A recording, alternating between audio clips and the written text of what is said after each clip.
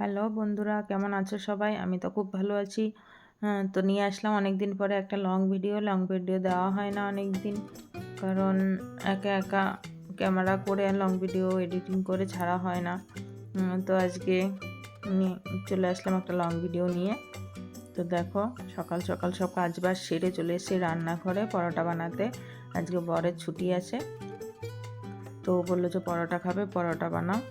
তো এইদিকে দেখো আমি পরোটাটা বেলে নিয়েছি, বেলে ভেজে নেব। আর এদিকে আলুর তরকারি বসানোর জন্য মা এসেছিলো, দিয়ে আমি বললাম যে তুমি চলে যাও, করে নেবো। পরে হঠাৎ মাথায় আসলো যে অনেক দিন বরমাসে অনেক কিছুই রান্না করে খাওয়ায় না, তো ওকে বললি তরকারিটা রান্না করতে। ও আলু চচ্চড়ি ভালোই করে। তো ওকে বললাম, অনেক কষ্টে রাজি করালাম, কিছুতেই করতে চাইছিল না। তারপরে আলু চচ্চড়িটা ওই করলো। আজকে ছুটির দিনে তুমি রান্না করছো?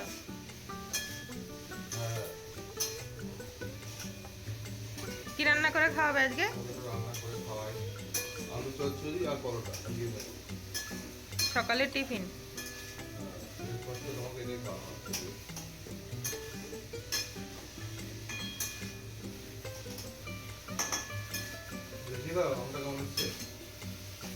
কালারটা তো দেখে ভালোই লাগছে।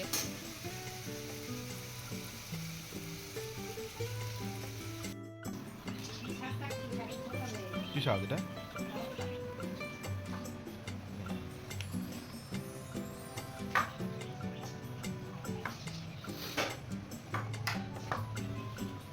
দেখো, মা তো শাক কেটে নিয়েছে, এদিকে আমি গেছিলাম কলা পাতা আনতে, পাতুরিটা বানাবো বলে। পাতুরি বানাবো আজকে। এই কলা পাতা নিয়ে এসে সব মাছের, চুনো মাছের পাতুরি হবে। তো কলা পাতা কেটে নিয়ে এসে এদিকে মাছটাকে ধুয়ে মাছের সব মশলা মাখিয়ে নিলাম। নিয়ে এবার আমি পাতার মধ্যে দিয়ে তারপরে পাতুরি করব। আমি কি করছি মা পিছন থেকে দাঁড়িয়ে দাঁড়িয়ে দেখছে।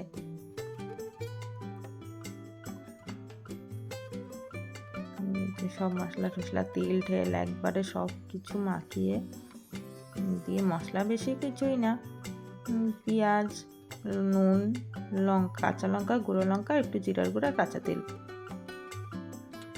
দিয়ে ভালো করে মাখিয়ে নিয়ে কলা পাতাগুলোকে প্রথমে নিচে সাজিয়ে নিয়েছি। যেই কড়াইটার মধ্যে পাতুরিটা দেবো এটার মধ্যে সাজিয়ে নিয়েছি নিচে, দিয়ে মাছ দিয়ে তার উপরে আবার উপরটা আবার কলা পাতাগুলো সাজিয়ে দেবো।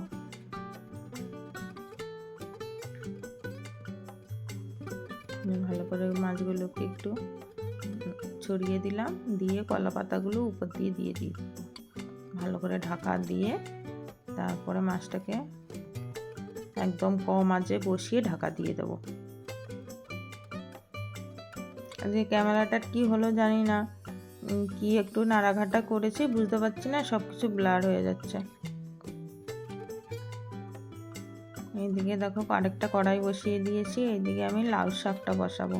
তেল দিয়ে পেঁয়াজ দিয়ে দিয়েছি। লাউ শাকটা বললো ঝোল ঝোল খাবে একটু হালকা, তা আলু দিয়ে একটু ঝোল ঝোল করবো।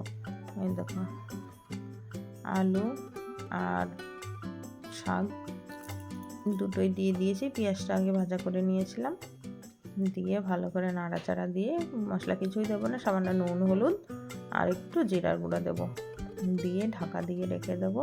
নামানোর আগে সামান্য একটু মিষ্টি দেবো। লাল শাকের ঝোল খেতে ভালো লাগে, তেমন বেশি কিছুই লাগে না দিতে।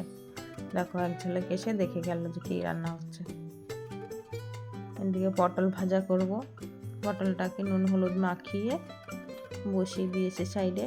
এক সাইডে মাছ হচ্ছে, এক সাইডে শাক হচ্ছে, আর মাঝখানে একটা উনান আছে, তো ওখানটায় আমি পটল ভাজাটা বসিয়ে নিয়েছি।